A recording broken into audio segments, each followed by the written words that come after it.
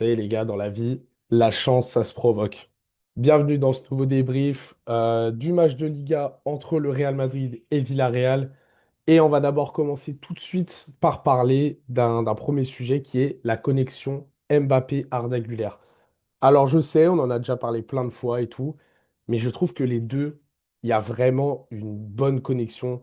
Alors, même si Arda fait pas un très très grand match, je trouve que les deux, ils arrivent vraiment à se trouver, ils arrivent vraiment à combiner ensemble. Ça fait des 1-2, surtout au début du match où, voilà, au final, ils ont fait un 1-2-3 et qui finit par une frappe d'Arda Güler qui passe sur le dessus. Et franchement, cette connexion, elle fait vraiment trop trop mal en fait parce que c'est vraiment une connexion qu'il fallait au Real Madrid, sachant qu'on sait que la connexion entre Mbappé et Vinicius est un petit peu compliquée de temps en temps, même si je trouve que sur le match d'hier soir, je trouve que les deux ont bien joué ensemble, étonnamment, voilà, c'est peut-être un de leurs meilleurs matchs à deux, en tout cas, mais en tout cas, voilà, Arda, Mbappé, ça fait vraiment, vraiment flipper, on va pas se mentir. On va maintenant revenir sur la défense, où je trouve que la défense du Real a quand même des complications, surtout entre Huijsen et Militao. Je trouve que les deux, en fait, ils se sont un peu trop gênés. Euh, Villarreal, à chaque fois qu'ils avaient une occasion, ou un semblant d'occasion, l'attaquant de Villarreal était dans l'axe, se glissait entre les deux défenseurs que sont Huijsen et Militao, et à chaque fois, il arrivait à glisser entre les deux, ce qui donnait une occasion pour Villarreal. Franchement, c'est un problème que le Real doit régler, parce que c'est deux excellents défenseurs, en fait. Il n'y a rien à dire. Les deux défenseurs sont vraiment excellents. Militao, il est dur sur l'homme, il est très physique, il est capable de faire un tacle debout excellent. Et Hussein, c'est plus dans la maîtrise du ballon. En fait, je les compare un petit peu à un. Attention, je ne parle pas en termes de niveau, mais je les compare un petit peu à un Ramos-Varane à l'époque, où Varane était moins dur sur l'homme, mais accompagné d'un Ramos, il arrivait à temporiser, il arrivait à bien se placer. Et c'est un peu ce que fait Hussein, en plus de monter, et c'est pour ça que j'aime beaucoup Hussein d'ailleurs, et que je trouve qu'il est extrêmement fort.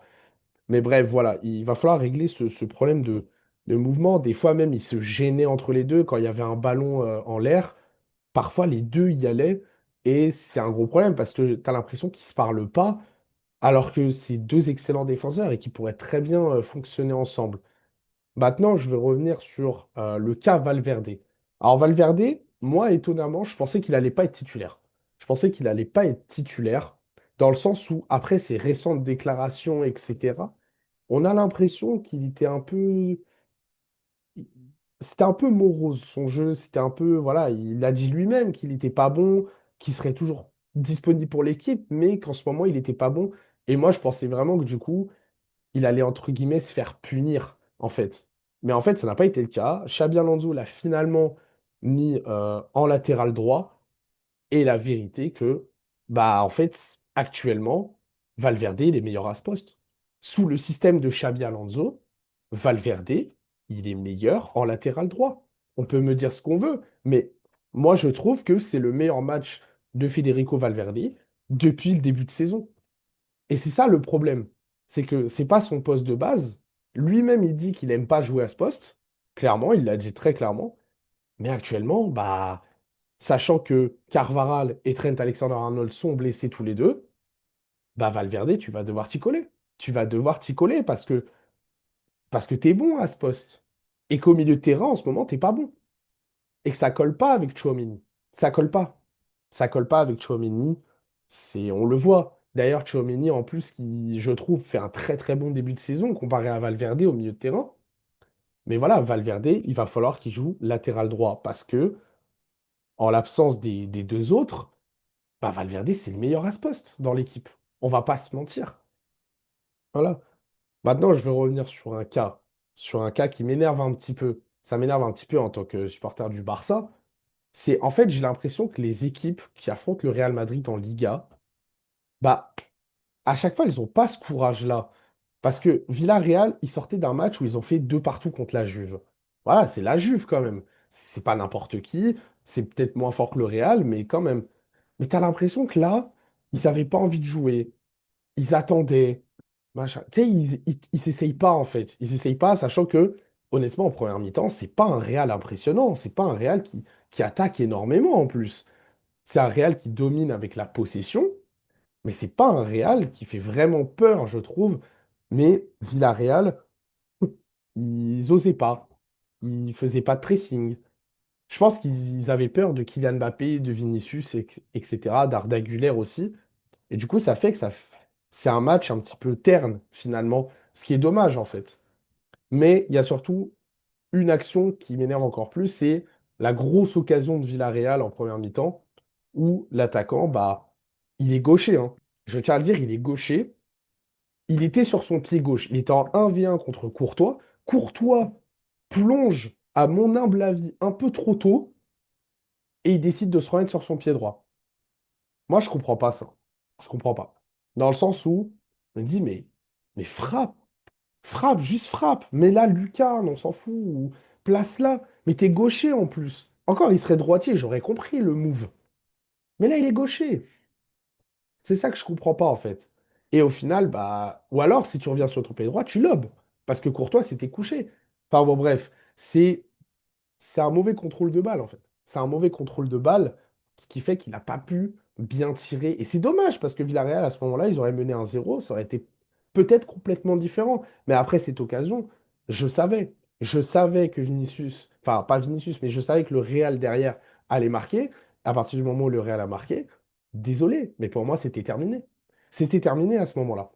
Mais bon, c'est dommage, en fait, parce que c'est des occasions contre ces équipes-là, tu peux pas les manquer. Tu peux pas les manquer. C'est comme face à un Barça, même face à un Barça, tu loupes cette occasion, c'est compliqué derrière, c'est très compliqué. Maintenant, il y a des choses dans le match qui sont à redire. Parce que j'ai vu beaucoup de gens, notamment sur Twitter, qui ont dit, ouais, le Real a volé le match, nanani nanana, encore un penalty pour le Real. Mais les gars, déjà, le penalty sur Vinicius, il est mérité. Vous pouvez me dire ce que vous voulez. Le penalty sur Vinicius, il est mérité. Il lui prend la jambe.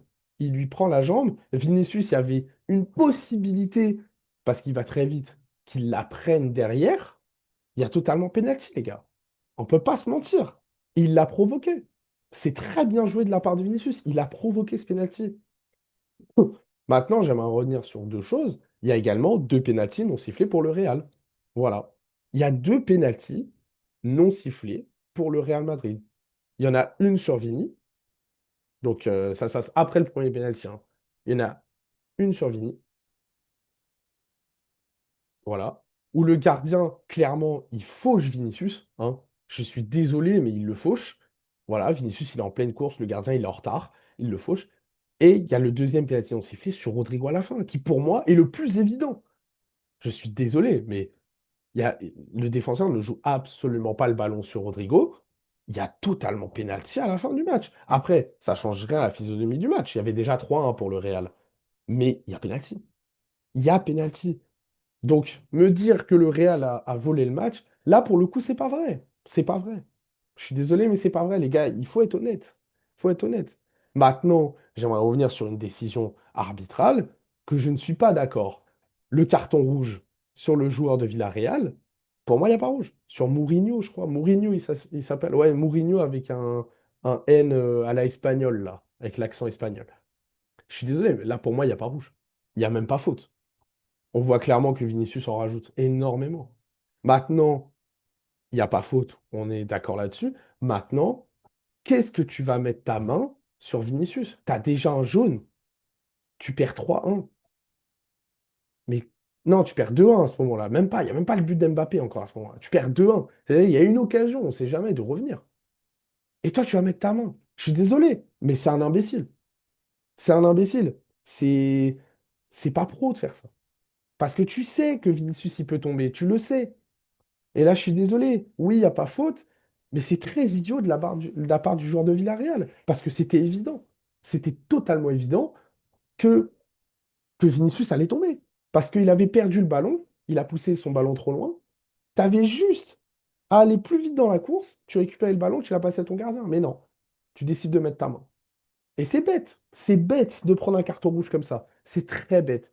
Même si pour moi, il n'y a pas rouge. Mais bon, c'est là, je peux jurer, c'est pas parce que c'est le Real Madrid. C'est n'importe qui, n'importe quel joueur, n'importe quelle équipe, l'arbitre aurait sifflé. Il faut le dire parce que c'est une faute, à l'expérience. Vinicius, il l'a joué à l'expérience. Et c'est très bien joué de la part de Vinicius. Voilà. Maintenant, Vinicius, je reviens sur lui par ailleurs.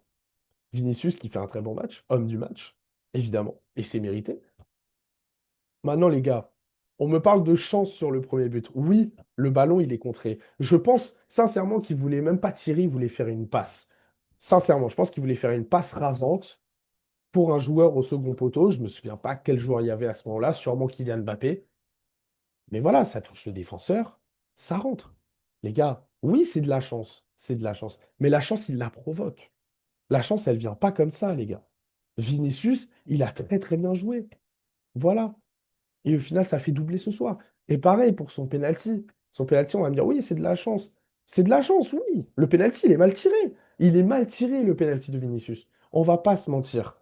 Il est mal tiré. De toute façon, Vinicius en penalty, c'est pas le meilleur dans l'exercice, on le sait. Mais maintenant, quand c'est ton soir, c'est ton soir. Il n'y a rien qui va t'arrêter. Et c'est ça le truc. Il n'y a rien qui va t'arrêter. Et ça fait doubler pour Vinicius. Et c'est très bien joué. Et c'est homme du match. Et les supporters madrilènes sont contents de Vinicius. Parce que Vinicius, ça fait un moment qu'il n'a pas fait un match comme ça. Vinicius, derrière, il a fait des différences. Il a fait des centres en retrait. Il a fait des quasi-passes décisives. Non, le match de Vinicius, il est exceptionnel. Il est exceptionnel. Chance ou pas chance. La chance, tu la provoques dans le foot.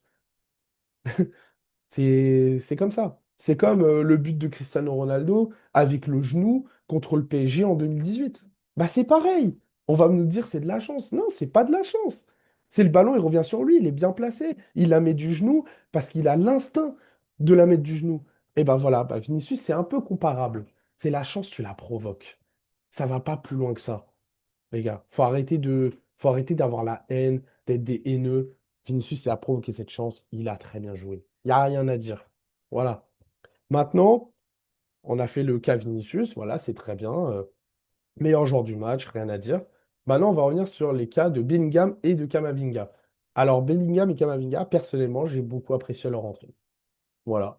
Bellingham, dans un aspect très différent d'Arda Güler, Bellingham, on sent qu'il y a plus ce côté vraiment offensif. On sent qu'il y a ce côté vraiment où il veut marquer, il veut prouver qu'il a sa place de titulaire finalement. Et c'est bien, c'est très bien pour lui. Il a raison de faire ça. Il a eu deux ou trois occasions où il aurait pu clairement marquer, hein, clairement, ça aurait pu, surtout deux, où ça aurait pu être but tous les jours. Vraiment, le gardien a été très bon d'ailleurs, à ce moment-là. Il n'y a rien à dire. Bellingham, il a vraiment ce côté où il rentrait dans la surface, où il faisait des différences, où il faisait des passes avec Vinicius et Mbappé. Voilà, où clairement, ils étaient trois devant, pas sur le même côté, mais très proches. C'est ce qui faisait des différences. Je trouve que comparé à Arda Güler sur ce match, où Arda était un peu plus reculé. Non pas qu'il était derrière, il jouait pas en 8 hein, non plus, il jouait en 10, mais il restait en 10. Un peu comme un Dani Olmo et un Fermin Lopez au Barça. C'est un petit peu ça. C'est un petit peu la comparaison sur. Je parle en termes de déplacement, évidemment. Voilà, Firmine, il va beaucoup plus aller dans la surface. Parfois, limite, il va jouer en neuf, parfois. Alors que Daniel Olmo, c'est plus un profil qui va rester en 10, qui vraiment, il va moins monter. C'est ça que je veux dire. Et pour ce qui est de Kamavinga, bah Kamavinga, on sent que un Kamavinga en forme, ça fait trop la différence.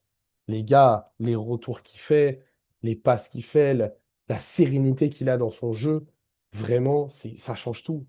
Ça change tout. Et c'est là que, bah voilà, Valverde, il peut pas jouer au poste de milieu actuellement parce que si Kamavinga revient et que Tchouaméni reste dans sa forme, bah ça va être les deux titulaires. Mais c'est obligatoire. C'est obligatoire parce que Kamavinga, il fait une entrée franchement magnifique. Je pense à son retour défensif qui fait le tacle, il est parfait. Il n'y a absolument pas faute, il n'y a rien du tout. Et c'est du Kamavinga tout craché. C'est du Kamavinga des grandes heures, ça. C'est du Kamavinga 2022. Voilà, c'est le Kamavinga qui est fort partout, en fait. Et voilà, donc l'entrée de Kamavinga, elle est sublime. Elle est sublime, l'entrée de Kamavinga. Maintenant, on va venir sur le cas Mbappé. que serait un match du Real cette saison sans un but d'Mbappé? C'est arrivé qu'une seule fois. Et voilà, contre Majorque. Mais tu as l'impression que ça n'arrivera pas une deuxième fois, en fait. C'est une dinguerie parce que Mbappé, il fait un bon match. Mbappé, il fait un bon match. Il n'y a rien à dire. Vraiment, je trouve qu'il a joué comme d'habitude. Voilà, il n'a aucun problème pour éliminer des adversaires. Mais franchement, la défense sur lui en face. Son vis-à-vis, je sais plus son nom, je suis désolé les gars, son vis-à-vis de Villarreal. Mais à chaque fois, il le stoppait, c'était un mur. C'était un mur incroyable. Et pourtant, Mbappé, il a été bon. Il n'y a rien à dire. Même au début du match, il a eu ses occasions, il a pu frapper, tout ça. Mais en termes de un contre un, ce soir, Mbappé, il s'est fait manger. Il s'est fait manger. Non pas qu'il a été mauvais, mais c'est surtout le défenseur en face qui était trop trop fort. Il était trop trop fort, c'est réel. Mais voilà, Mbappé, ça reste un bon match. Et au final, Mbappé qui marque son but à la fin, juste après le carton rouge, et franchement, c'est mérité, parce que le carton rouge, il est bête. Le carton rouge, il est bête, derrière, tu te fais punir. Bah voilà, c'est normal. Et on a vu sur la célébration avec Brahim que Mbappé tirait un petit peu la tête. Il tirait un petit peu la tête, il avait un visage un petit peu crispé. Et en fait, c'est après qu'on a compris que bah, Mbappé s'est blessé. Mbappé est sorti sur blessure. Maintenant, j'en ai vu beaucoup nous dire oui, comme par hasard, juste avant la trêve internationale, les gars, c'est comme ça. Les gars, c'est comme ça. C'est comme ça. Mais au vu du contact qu'il a eu, je suis désolé, mais c'est pas impossible. Et au final, ceux qui disent ça, au final, Mbappé va quand même faire le déplacement avec l'équipe de France. Alors, est-ce qu'il va jouer maintenant ça? Je pense pas. Mais il va quand même faire le déplacement. Donc, tous ceux qui disent Mbappé, il veut pas aller en équipe de France, il pense plus au Real que l'équipe de France, les gars, vous savez très bien que c'est pas vrai. Juste parce qu'une fois, il n'est pas venu au rassemblement, il n'a pas voulu venir, parce qu'il venait d'arriver au Real Madrid. Mais c'est normal. Mais c'est normal. Je suis désolé, c'est normal. À un moment donné, avec tous les matchs qu'il y a dans la saison, je suis désolé, mais quand t'affrontes des Serbies et des Monténégro à l'autre bout de l'Europe, je suis désolé, mais au bout d'un moment aussi, il faut comprendre certains joueurs. Certains joueurs qui jouent tous les matchs de la saison, qui jouent 90 minutes à tous les matchs. Moi, je comprends. Je comprends. Mais là, je suis désolé. Moi, je pense qu'il a vraiment été touché. Voilà. Est-ce que c'est une grosse blessure? Je ne pense pas. Je ne pense pas, parce que c'est pas, ça n'a pas non plus tourné. Mais je pense qu'il a été touché et que voilà. Et au final, il fait quand même le déplacement avec l'équipe de France. Donc arrêtez cette hate incompréhensible sur Mbappé, surtout qu'on peut l'attaquer sur d'autres choses, sur sa communication, on peut l'attaquer sur plein de choses, Mbappé. Mais sur ça, je suis désolé. Moi, j'ai jamais douté, quasiment jamais, de Mbappé en équipe de France. Parce qu'à chaque fois, quasiment, à part l'Euro 2024, il nous sortait des masterclass. Voilà, avec l'équipe de France. Donc je suis désolé, mais me dire que Mbappé pense pas à l'équipe de France, Mbappé s'en fout de l'équipe de France, vous savez très bien que c'est faux. Vous savez très bien que c'est faux. Voilà. Maintenant, j'aimerais passer, voilà, en cette fin de vidéo, j'aimerais passer un petit, un petit plaisir personnel pour le but de Miko Tadze, parce que bah, pour un ancien Lyonnais, enfin en tout cas, ça l'est toujours dans notre cœur. Voilà. Bon, là, j'ai mal du Barça, donc voilà. Mais je reste quand même un Lyonnais. Euh, Quel but de Miko Tadze. Mais en fait, c'est là que tu sens qu'il y a des joueurs qui sont différents. Parce que moi, je comprends pas qu'un Miko Tadze soit pas titulaire sur ce match. Je ne comprends pas. Je ne comprends pas parce que son entrée, elle a failli tout changer pour Villarreal.